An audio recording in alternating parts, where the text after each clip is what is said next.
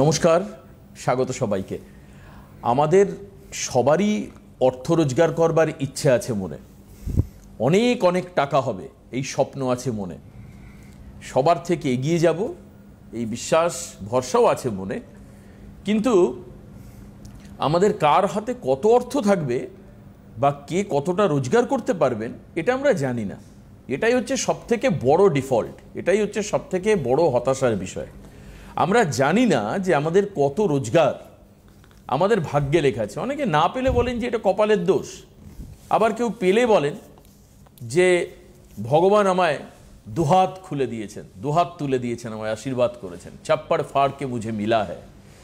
তো এই যে কনসেপশন মানুষের, এটা ঠিক নয়, এটা ভুল। অ্যাকচুয়ালি ব্যাপার হচ্ছে যে আমাদের হাতের রেখা দেখে জানা যায় যে আমাদের অর্থ ভাগ্য কার কেমন। খুব ইন্টারেস্টিং। কি মনে হচ্ছে আপনাদেরও? মনে হচ্ছে যে আজকের প্রোগ্রামটা ভীষণ ইন্টারেস্টিং। তার মানে আমি আমার হাতের রেখা দেখে বুঝতে পারবো যে আমার অর্থভাগ্য কীরকম।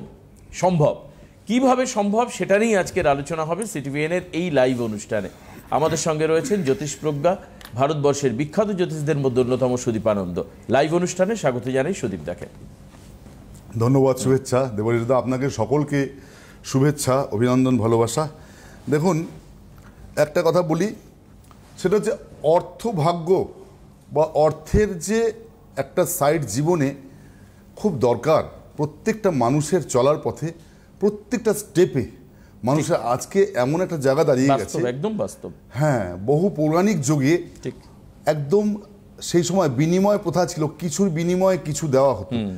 কিন্তু তার ঠিক পর থেকে যুগ পরবর্তী সময়ে আস্তে আস্তে যত যুগ এগিয়েছে দেখবেন তত কিন্তু অর্থ, মুদ্রা বা অর্থ এর প্রচলন কড়ি ছিল। কড়ি দিয়ে জিনিসপত্র, প্রথম বিনিময় প্রথা, তারপরে হচ্ছে কড়ি এবং তারপরে যে মুদ্রা, এই যে জিনিসগুলো পরপর এসছে, তাহলে মানুষের একটা বিনিময় দরকার।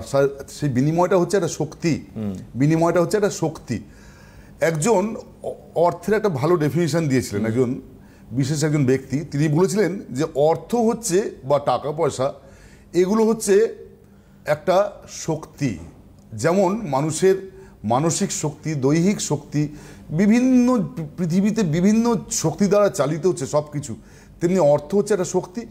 তো এই শক্তি আমাদের প্রত্যেকের দরকার আছে। আর প্রত্যেকটা স্টেপে, এখন যে যুগ, সেখানে প্রত্যেকটা স্টেপে আপনি বাড়ি থেকে বেরোলেই অর্থ প্রয়োজন হবে।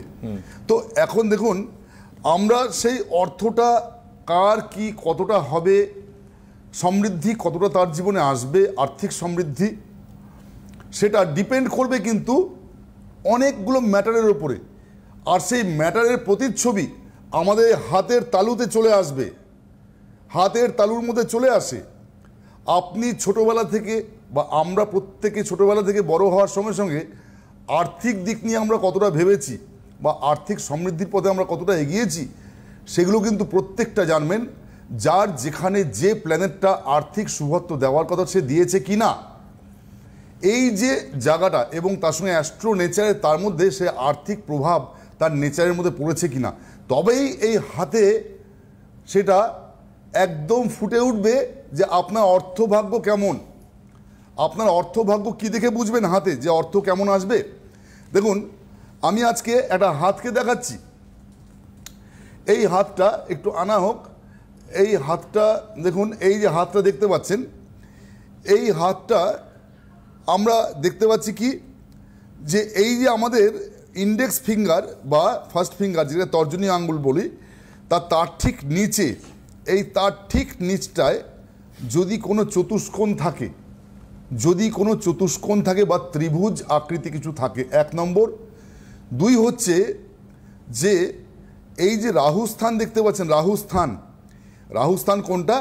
এই ঠিক বৃদ্ধাঙ্গুলির এই নিচটায় চলে আসুন, একদম নিচের কর। এই বৃদ্ধাঙ্গুলির নিচের কর থেকে ঠিক এখান থেকে, যেখান থেকে আয়ুরেখা শুরু হচ্ছে, এখান থেকে নিয়ে এই যে জায়গাটা আমি দেখুন অ্যারো চিহ্নটাকে ঘোরাচ্ছি, এই অ্যারো চিহ্নটা এই এলাকাটা ইন্ডিকেট করছে রাহুর স্থান। আর তার ঠিক ওপরটা, এই যে উঁচু মাউন্টটা বৃদ্ধাঙ্গুলির একদম নিচের কর, এবং তার ঠিক এই প্রান্ত বরাবর আপনি নিচের দিকে আমরা চলে আসলে দেখতে পাবো যে উঁচু স্থানটা, এটা হচ্ছে শুক্রের স্থান বা হাউস অফ ভেনাস বা মাউন্ট অফ ভেনাস।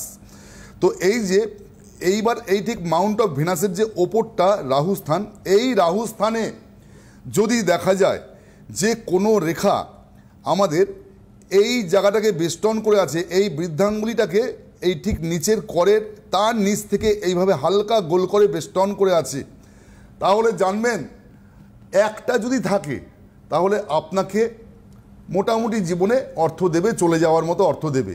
যদি না থাকে তাহলে জানবেন আরও কতগুলো জায়গা দেখতে হয়। এটার সঙ্গে সঙ্গে শুধু এই জায়গাটাই শেষ কথা নয়, 3টে সাইন আছে, 3টে থেকে 4টে সাইন আছে, তার মধ্যে 3টে সাইন হচ্ছে মুখ্য মেইন।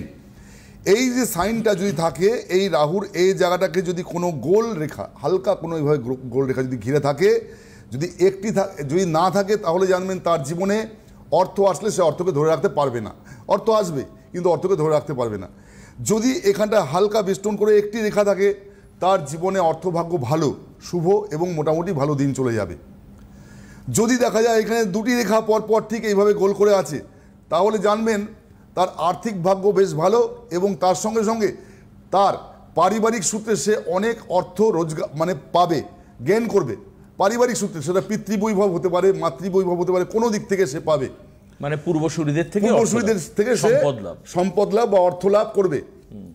আচ্ছা, এবার ব্যক্তিগত অর্থ ইনকাম জীবনে কেমন হবে? অর্থ ভাগ্যের মধ্যে তো শুধু আমি পেলাম কারুর কাছ থেকে এটা হয় না। অর্থ ভাগ্য বলতে আমার অর্থ কেমন আসবে এবং সেই অর্থটা আমার নিজের দ্বারাও আসবে কিনা, কি দেখে বুঝবো? এখানে যদি ধরুন আমি 2টো এরকম গোল রেখা বললাম যে আমাদের এই আমাদের রাহুর এই আঙুলকে, অর্থাৎ এই শুক্রের আঙুলকে, অর্থাৎ বৃদ্ধাঙ্গুলি আঙুলকে গোল করে থাকবে, তবে অর্থভাগ্য বেশ ভালো এবং পিতৃবৈভব বা মাতৃবৈভব বা কোনো কারুর কাছ থেকে আমরা অর্থ লাভ করব জীবনে এবং নিজেও ইনকাম করব, এটা ইন্ডিকেট করবে। এবার যদি এই রেখাটা একদমই না থাকে, তাহলে কি সে নিজে ইনকাম করবে না? সেও নিজে ইনকাম করবে, কিন্তু সে অর্থকে ধরে রাখতে পারবে না খুব একটা। তার সঙ্গে সঙ্গে দেখুন আমাদের আরেকটা জিনিস মাথায় রাখতে হবে, এই রাহু থেকে কোনো রেখা যদি গিয়ে এই যে আমাদের ভাগ্যরেখা, যেটা আমাদের মণিবন্ধ থেকে ওপর দিকে উঠছে, এই শনির আঙুলের দিকে উঠে যায় হচ্ছে ভাগ্যরেখা। এই ভাগ্যরেখার ওপরে যদি এই ঠিক বৃদ্ধাঙ্গুলির এই পাশ থেকে কোনো রেখা এসে যদি এর ওপর ঢেউয়ের মতো আছড়ে পড়ে, একটি রেখা হলে জানবেন সে জীবনে নিজে প্রচুর আয় করবে। 2টি রেখা যদি থাকে দেখা যাবে সে মানে তার 1-এর ওপরে অধিক ইনকাম হবে, এক জায়গা থেকে না, তার 1-এর অধিক জায়গা থেকে ইনকাম আসছে। তার সঙ্গে যদি বৃহস্পতির নিচে ত্রিভুজ বা চতুষ্কোণ থাকে তাহলে তো আর কথাই নেই। তার সঙ্গে যদি দেখা যায় আর একটা জায়গা, সেটা হচ্ছে এই শনির যে আঙুলটা, অর্থ কে দেয়? আমরা জানি অর্থ কিন্তু অর্থ, সম্পদ, বৈভব এগুলো দেয় শনি এবং রাহু।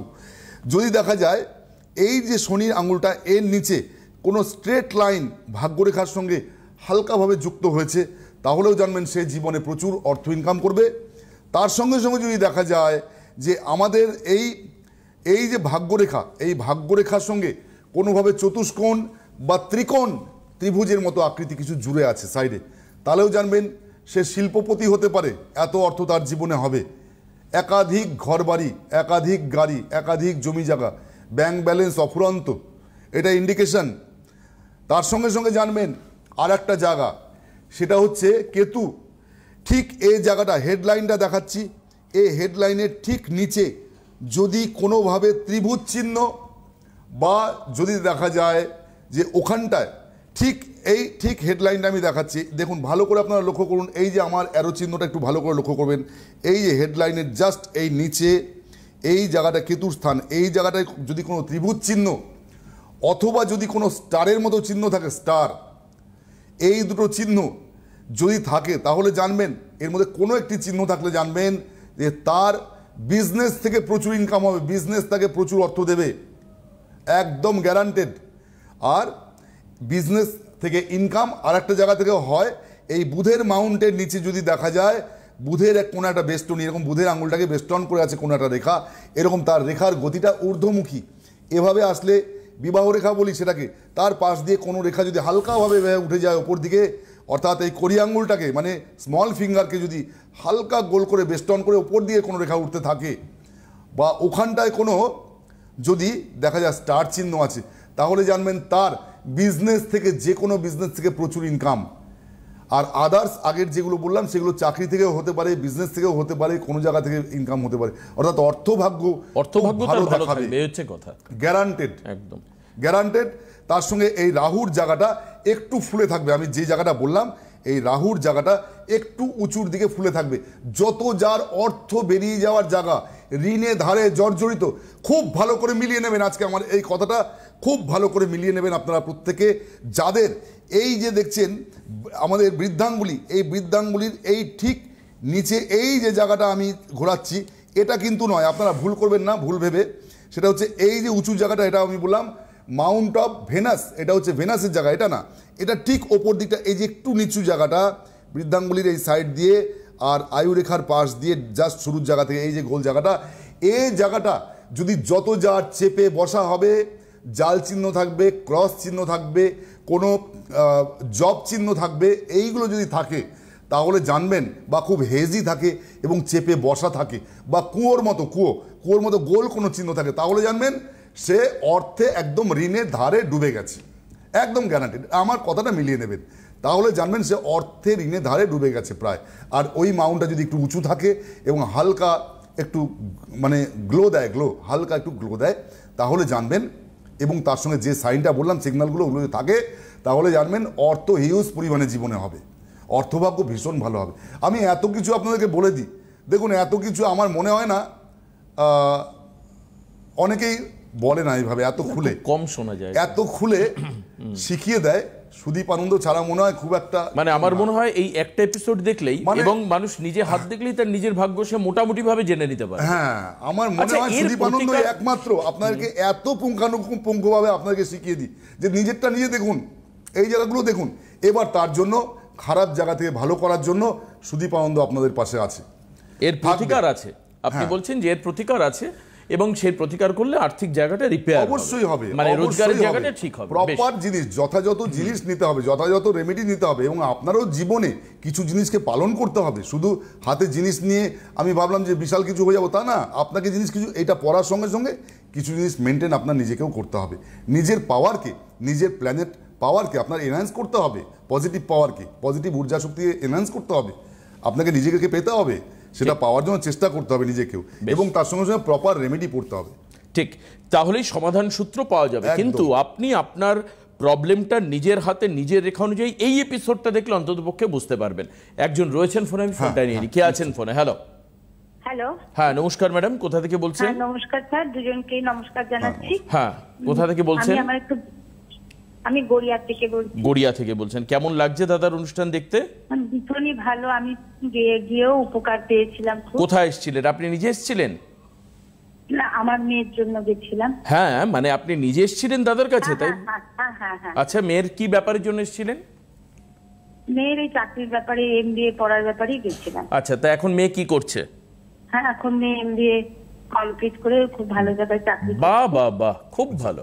আমি কি রেমেডি করেছিলাম? হ্যাঁ, করেছিলেন। ওকে, ঠিক আছে। এবার আছে কার সম্বন্ধে? আমি আমার ভাইয়ের সম্বন্ধে একটু জানতে চাচ্ছিলাম। একদম বলুন, জন্ম তারিখ।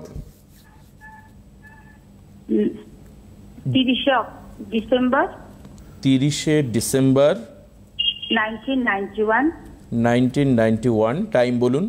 সকাল 8:30। সকাল 8:30, 8:30। জন্মস্থান কোথায়? গোয়ালিয়র। কোথায়? গোয়ালিয়র, মধ্যপ্রদেশ। হ্যাঁ।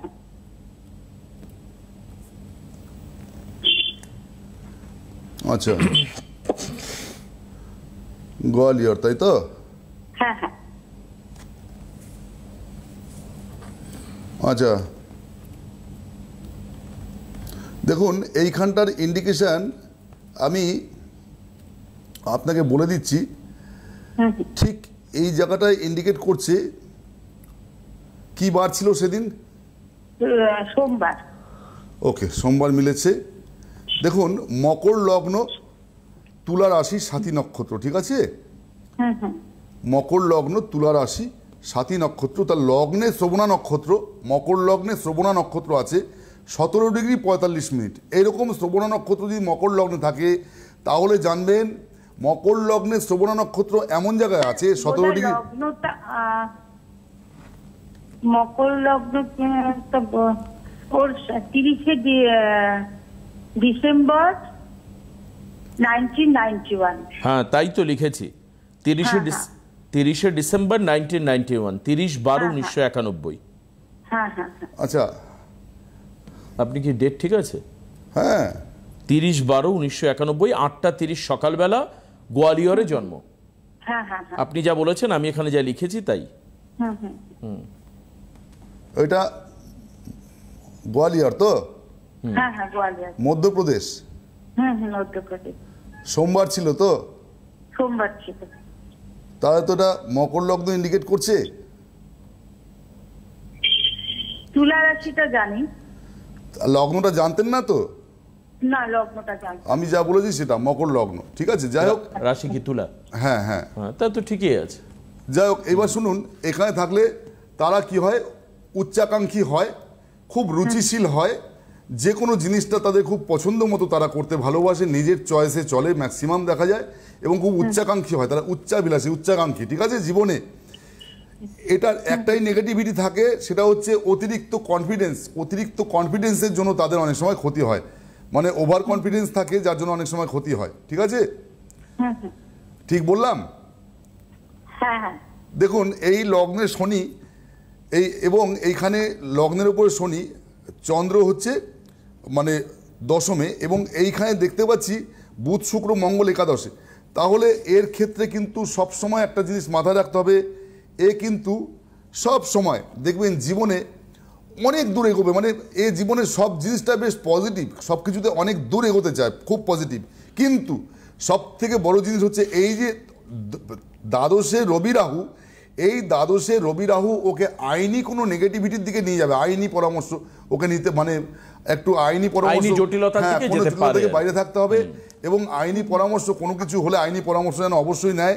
এইটা কিন্তু বলে দিলাম, এইটা কিন্তু আইনি জটিলতায় জড়িয়ে পড়ার খুব বেশিরভাগ চান্স, কোনো মামলা মোকদ্দমায় জড়িয়ে পড়া, কাজ নিয়ে কর্ম নিয়ে হঠাৎ করে দুম করে ডিসিশন নেওয়া, এগুলো বুঝতে পেরেছেন।